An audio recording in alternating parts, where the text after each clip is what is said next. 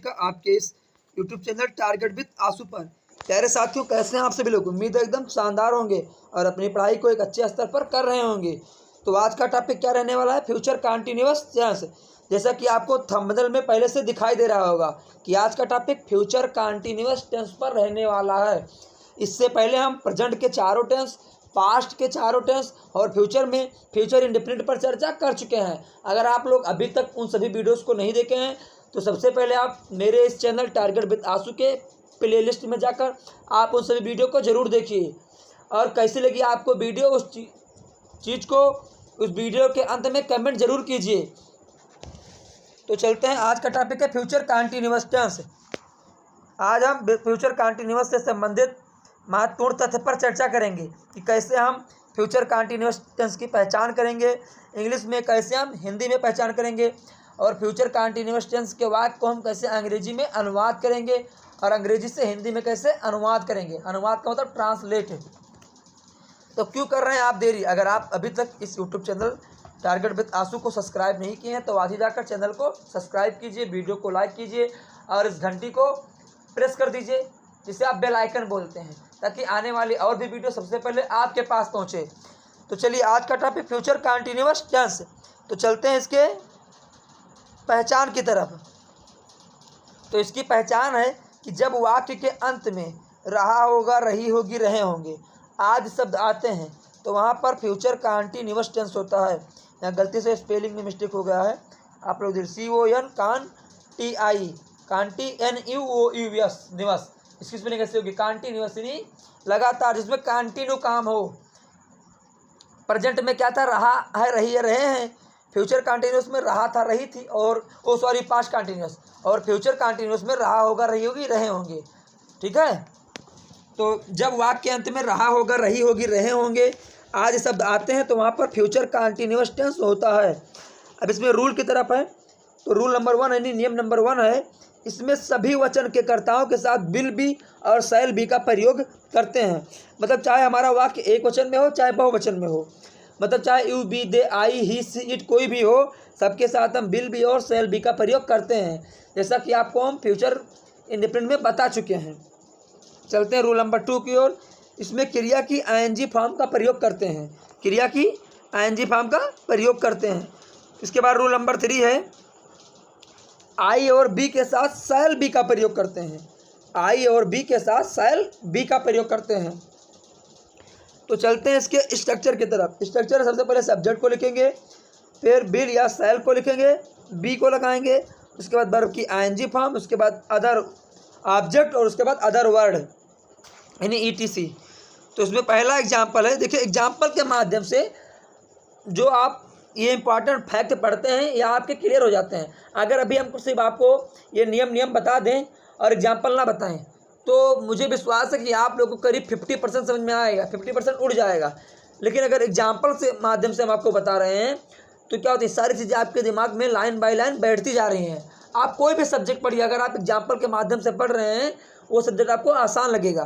क्योंकि देखिए, टीचर तो हर कोई अच्छा ही पढ़ाता है। टीचर जो होते हैं वो अच्छा ही पढ़ाते हैं, वो अपनी तरफ से आपको 100% ही देना चाहते हैं। लेकिन कुछ टीचर क्या होते हैं, वो आपको पढ़ाते तो थोड़ा है लेकिन एग्जाम्पल के माध्यम से थोड़ा इतना अच्छा समझाते हैं कि जिससे आपको 100 का 100 मिल जाता है। और कुछ टीचर्स पढ़ाते बहुत अच्छा है लेकिन वो एग्जाम्पल्स नहीं देते हैं, जिसके माध्यम से आपको समझ में नहीं आता है। फिर आप कहते हैं टीचर्स ख़राब है। देखिए, ख़राब नहीं होते हैं, उनका लहजा ख़राब होता है। तो इसलिए आप एग्जाम्पल पर ज़्यादा भरोसा रखिए। अगर आप एग्जाम्पल के माध्यम से कोई चीज़ समझ रहे हैं तो ये मान लीजिए वो चीज़ आप अपने अंदर एकदम फिट कर रहे हैं, हमेशा के लिए फिट कर रहे हैं। तो चलिए एग्जाम्पल देखिए। राम स्कूल जा रहा होगा, यदि राम स्कूल जा रहा होगा तो Ram will be going to school. Ram will be going to school, Ram school जा रहा होगा। अगला वाक्य, वे अपना काम कर रहे होंगे, वह अपना काम कर रहे होंगे। तो they will be doing, doing means करना, डू मतलब करना, तो ING फॉर्म डूइंग। तो they will doing their work, they के साथ अपने के लिए दियर का प्रयोग होता है। ये हम इससे संबंधित एक वीडियो बना देंगे कि जिसमें अपने के मीनिंग क्या होती है। आई के साथ, ही के साथ, सी के साथ, इट के साथ, उसके बाद बी के साथ, यू के साथ, दे के साथ, इन सभी से संबंधित हम एक वीडियो, छोटी सी शॉर्ट वीडियो के माध्यम से या लॉन्ग वीडियो जो भी हो, किसी भी वीडियो के माध्यम से आप लोगों के बीच में जल्द ही उपस्थित कर दूंगा। तो चलिए क्या है, वह अपना काम कर रहे होंगे, तो they will be doing their work. इसके बाद चलते हैं अगले एग्जाम्पल की तरफ। अगला एग्जाम्पल है, मैदान में स्कूल के लड़के क्रिकेट खेल रहे होंगे। मैदान में स्कूल के लड़के क्रिकेट खेल रहे होंगे, तो द बॉयज़ ऑफ स्कूल मतलब स्कूल के लड़के, विल बी प्लेइंग मतलब खेल रहे होंगे, cricket in the ground means मैदान में, इन स्कूल के बच्चे मैदान में क्रिकेट खेल रहे होंगे, तो the boys of school will be playing cricket in the ground. अगला वाक्य, लोग अपनी ज़रूरत का सामान खरीद रहे होंगे, तो the people will be buying buy मतलब खरीदना, तो एनजी फॉर्म बाइंग, देयर मिस अपने, नीडेड मतलब आवश्यकता की चीज़ें, ज़रूरत की चीज़ें, थिंग्स मिस चीज़ें, नीडेड मतलब क्या होता है, आवश्यकता वाली, यानी जो हमें बहुत उपयोगी हो। अगला वाक्य, मास्टर जी दूसरे कमरे में अंग्रेजी पढ़ा रहे होंगे, यानी मास्टर जी या अध्यापक जी दूसरे कमरे में इंग्लिश पढ़ा रहे होंगे, the teacher will be teaching यानी अध्यापक पढ़ा रहे होंगे English in the other room अन्य कमरे में या दूसरे कमरे में, तो the teacher will be teaching English in other rooms, master ji दूसरे कमरे में अंग्रेजी पढ़ा रहे होंगे। चलते हैं अगले फैक्ट की तरफ। अगला है नेगेटिव सेंटेंस, यानी जिन वाक्यों में नहीं शब्द आ जाए तो उसका अंग्रेजी में अनुवाद करते समय बिल और सेल के बाद नॉट लगाते हैं, और नॉट लगाने के बाद उसमें हम बी का प्रयोग करते हैं, तत्पश्चात पुराना नियम लगाते हैं। कहने का मतलब है कि जब कोई वाक्य फ्यूचर कंटिन्यूअस टेंस का हो और उसमें नहीं शब्द आ जाए, तो आपको उसका अंग्रेजी में अनुवाद करते समय सबसे पहले सब्जेक्ट को लिखना है, सब्जेक्ट के बाद बिल या सेल लगाना है, और बिल सेल लगाने के तुरंत बाद आपको नॉट लगाना है, और नॉट लगाने के बाद तब आपको भी लगाना है। अक्सर बच्चे देखते हैं गलती यही करते हैं कि अगर नहीं वाला वाक्य आ गया है तो बिल भी नॉट सेल भी नॉट लगाते हैं। ऐसा करना गलत है, आप पहले बिल सेल लिखिए, उसके बाद नॉट फिर भी लगाइए। तो चलते हैं इसके फार्मूला की तरफ। फार्मूला, सबसे पहले सब्जेक्ट लिखेंगे, फिर बिल या सेल लिखेंगे, फिर नॉट लगाएंगे, उसके बाद बी लिखेंगे, फिर वर्ब की आईएनजी फॉर्म, फिर ऑब्जेक्ट, फिर अदर वर्ड। चलते हैं कुछ एग्जाम्पल की ओर। एग्जाम्पल के माध्यम से आपके डाउट को क्लियर कराते हैं। पहला एग्जाम्पल है, हम कल दिल्ली नहीं जा रहे होंगे, तो we shall not be going, यानी हम नहीं जा रहे होंगे। टू दिल्ली मतलब दिल्ली, टुमारो मतलब कल, तो हम कल दिल्ली नहीं जा रहे होंगे, तो we shall not be going to Delhi tomorrow. Police चोर का पीछा नहीं कर रहा होगा, यहाँ रहा होगा कर लीजिएगा, पुलिस जो है चोर का पीछा नहीं कर रहा होगा, तो the police will not be chasing the thief, the police will not be chasing the thief, यानी पुलिस जो है चोर का पीछा नहीं कर रहा होगा। अगला है, पिताजी कमरे में बैठकर अखबार नहीं पढ़ रहे होंगे, तो the father will not be reading, यानी पिताजी नहीं पढ़ रहे होंगे। द न्यूज़पेपर मीन्स अखबार, सिटिंग मीन्स बैठकर, इन द रूम यानी कमरे में, यानी पिताजी कमरे में बैठकर अखबार नहीं पढ़ रहे होंगे, तो the father will not be reading the newspaper sitting in the room. तो चलते हैं कुछ और एग्जाम्पल की ओर। इस एग्जाम्पल के माध्यम से आप अपने एक्सरसाइज मतलब अभ्यास कर सकते हैं। इसे इंग्लिश में एक्सरसाइज बोलते हैं, हिंदी में अभ्यास। तो इसमें है, हम उसे याद नहीं कर रहे होंगे, तो बी सेल, यहाँ सेल की स्पेलिंग गलत है, आप लोग सही कर लेना, SHALL, ठीक है।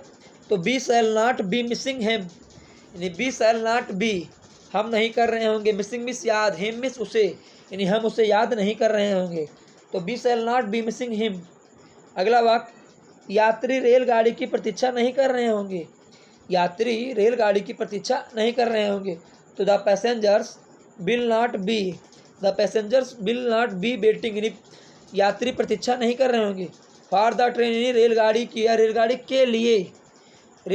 के लिए यात्री प्रतीक्षा नहीं कर रहे होंगे, तो the passengers will not be waiting for the train. अगला वाक्य, नौकर कमरा साफ नहीं कर रहा होगा, तो द सर्वेंट, यहाँ सर्वेंट में टी लिख लीजिएगा, स्पेलिंग मिस्टेक को टाइपिंग करने में दिक्कत हो जाती है, आप लोग समझ लीजिएगा, SERVENT सर्वेंट होता है, ठीक है। तो the servant will not be cleaning the room, यानी द सर्वेंट विल नॉट, नौकर नहीं कर रहा होगा, बी क्लीनिंग, साफ, द रूम यानी कमरे को, यानी नौकर कमरे को साफ नहीं कर रहा होगा। तो मुझे उम्मीद है ये सारे एग्जाम्पल्स आपके समझ में अच्छे से आ गए होंगे।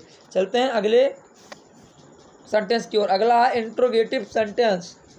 इंट्रोगेटिव सेंटेंस जिसकी हिंदी होती है प्रश्नवाचक वाक्य। इसमें दो रूल्स होते हैं। इंट्रोगेटिव सेंटेंस में दो तरीके के नियम होते हैं, दो तरीके के आपको वाक्य मिलते हैं। तो पहले हम चलते हैं क्या वाले वाक्य की तरफ। तो रूल है कि जब वाक्य का प्रारंभ क्या शब्द से हो तो उसका अंग्रेजी में अनुवाद करते समय विल शैल को वाक्य में सबसे पहले लिखते हैं और उसके बाद सब्जेक्ट लिखते हैं, फिर बी लिखते हैं, तत्पश्चात पुराना नियम लगाते हैं। तो नियम क्या है कि जब वाक्य का प्रारंभ क्या शब्द से हो तो उसका अंग्रेजी में जब अनुवाद करेंगे तो विल शैल को वाक्य में सबसे पहले लिखेंगे, उसके बाद सब्जेक्ट लिखेंगे, फिर बी लिखेंगे, उसके बाद पुराना नियम लगाएंगे। तो जैसे अगला वाक्य, इसमें सॉरी फार्मूला है, विल शैल, सबसे पहले विल या शैल लिखेंगे, उसके बाद सब्जेक्ट लिखेंगे, उसके बाद बी, उसके बाद वर्ब की आईएनजी फॉर्म, फिर ऑब्जेक्ट, फिर अदर वर्ड। तो चलते हैं कुछ एग्जाम्पल की ओर। तो इसमें पहला एग्जाम्पल है, क्या तुम रोज़ स्कूल जा रहे होंगे? क्या तुम रोज़ स्कूल जा रहे होंगे? तो विल यू बी गोइंग, क्या तुम जा रहे होंगे टू स्कूल मतलब विद्यालय, एवरीडे नहीं प्रत्येक दिन, क्या तुम रोज़ या प्रतिदिन विद्यालय जा रहे होंगे? तो will you be going to school every day, question mark. अगला वाक्य, क्या तुम्हारा भाई मुंबई सुबह में जा रहा होगा? यानी क्या तुम्हारा भाई मुंबई सुबह में जा रहा होगा, यानी सुबह तुम्हारा भाई, क्या तुम्हारा भाई सुबह मुंबई जाएगा, ऐसे भी बोल सकते हैं। तो will your brother be going, क्या तुम्हारा भाई जा रहा होगा टू मुंबई यानी मुंबई, इन द मॉर्निंग सुबह में। तो आप बोल सकते हैं क्या तुम्हारा भाई सुबह दिल्ली जा रहा होगा, ऐसे भी आपका वाक्य सही माना जाएगा। अगला वाक्य, क्या तुमने अपना पाठ याद, यहाँ जो है वाक्य गलत लिख गया है, यहाँ तुमने तुम होना चाहिए। क्या तुम अपना पाठ याद कर रहे होंगे? क्या तुम अपना पाठ याद कर रहे होंगे? आज बहुत मिस्टेक निकला है, पता नहीं क्यों, टाइपिंग में दिक्कत हो गई थी ना इसीलिए। तो विल यू बी लर्निंग, क्या तुम याद कर रहे होंगे योर लेसन मतलब अपने पाठ को। तो चलते हैं दूसरे रूल की ओर, इंट्रोगेटिव सेंटेंस का दूसरा रूल। रूल नंबर 2 है, जब कोई प्रश्नवाचक शब्द वाक्य के बीच में आ जाए तो उसकी अंग्रेजी वाक्य में सबसे पहले लिखते हैं, उसके बाद पुराना नियम लगाते हैं। मतलब प्रश्नवाचक शब्द का जो है वो होता है कब, कहाँ, क्यों, कैसे, ये सब क्या है प्रश्नवाचक शब्द हैं। तो जब किसी वाक्य में कब, कहाँ, क्यों, कैसे शब्द आ जाएं तो आपको उनका अंग्रेजी में अनुवाद करने समय क्वेश्चन वर्ड को पहले लिखना है, फिर उस टेंस के अनुसार उसकी हेल्पिंग वर्ब को, फिर उस वाक्य के अनुसार सब्जेक्ट को, फिर उस टेंस के अनुसार वर्ब की फॉर्म को यानी वर्ब को, उसके बाद ऑब्जेक्ट को, उसके बाद अदर वर्ड को, उसके बाद क्वेश्चन मार्क को। तो वैसे ही फ्यूचर कंटीन्यूअस टेंस का देखना है, सबसे पहले क्या लिखना है क्वेश्चन वर्ड, उसके बाद विल या शैल लगाना एक, उसके बाद सब्जेक्ट को लिखना है, उसके बाद बी लगाना है, उसके बाद वर्ब की आईएनजी फॉर्म, फिर ऑब्जेक्ट, फिर अदर वर्ड, फिर क्वेश्चन मार्क। यहाँ पर सब्जेक्ट के बाद बी लगेगा, चीज़ ध्यान रखना आप लोग। तो चलते हैं एग्जाम्पल की ओर। तो इसमें पहला एग्जाम्पल है, वह कहाँ पढ़ रहा होगा, वह कहाँ पढ़ रहा होगा। तो कहाँ की इंग्लिश होयर, विल वह की ही बी रीडिंग, यानी वह कहाँ पढ़ रहा होगा तो होयर विल ही बी रीडिंग, वह कहाँ पढ़ रहा होगा। अगला वाक्य, तुम पत्र क्यों लिख रहे होंगे, तुम पत्र क्यों लिख रहे होंगे। तो why will you not be writing a letter, why मिस क्यों, विल यू मतलब तुम, नॉट मिस नहीं, बी राइटिंग लिख रहे होंगे, ए लेटर मतलब एक पत्र, तुम एक पत्र क्यों नहीं लिख रहे होंगे। तो why will you not be writing a letter, उसके बाद क्वेश्चन मार्क। अगला वाक्य, राम क्यों नहीं आ रहा होगा, राम क्यों नहीं आ रहा होगा, क्वेश्चन मार्क। तो इसका बनेगा why will Ram not be coming, why will Ram not be coming, यानी राम क्यों नहीं आ रहा होगा। अगला वाक्य, प्रधानाचार्य जी देर से क्यों आ रहे होंगे, प्रधानाचार्य देर से क्यों आ रहे होंगे या प्रधानाचार्य जी देर से क्यों आ रहे होंगे। तो why will the principal be coming late, उसके बाद क्वेश्चन मार्क। देखिए इसमें रहा होगा रहेंगे मतलब फ्यूचर, यानी फ्यूचर के बाद भविष्य की बात की जा रही है कि प्रधानाचार्य जी देर से क्यों आ रहे होंगे, भविष्य में जो है प्रधानाचार्य जी देर से क्यों आ रहे होंगे। तो इसमें है बी वाई मिस क्यों, will the principal be coming late, late means देर से, कमिंग मिस आ रहे, प्रिंसिपल मिस प्रधानाचार्य, वाई मिस क्यों। अब इसमें है क्या, राम क्यों नहीं आ रहा होगा। तो कहने का मतलब क्या है कि भविष्य में जो है राम क्यों नहीं आ रहा होगा, तो why will Ram not be coming. तो कैसी लगी आपको यह जानकारी, इस चीज़ को इस वीडियो के अंत में कमेंट करके जरूर बताना। यहीं पर आपकी इस क्लास को समाप्त करते हैं, मिलते हैं अगले वीडियो में कुछ नया लेकर। तब तक के लिए आप स्वस्थ रहें, व्यस्त रहें, अपने लक्ष्य की प्राप्ति के लिए अग्रसर रहें। और मेरी वीडियो को लास्ट तक देखने के लिए आप सभी का तहे दिल से धन्यवाद। आपका दिन शुभ हो। और अगर आप तक आज तक अभी मेरे इस चैनल टारगेट विद आशु को सब्सक्राइब नहीं किए हैं, तो आज ही सभी प्यारे भाइयों बहनों मित्रों जो है आप सबसे पहले चैनल को सर्च कीजिए और जाने के बाद उस चैनल को सब्सक्राइब कीजिए, बेल आइकन को प्रेस कीजिए और इस वीडियो के अंत में कमेंट कीजिए कि ये क्लास हमको कैसी लगी, इस क्लास से हमारा क्या फ़ायदा हुआ, क्या नुकसान हुआ।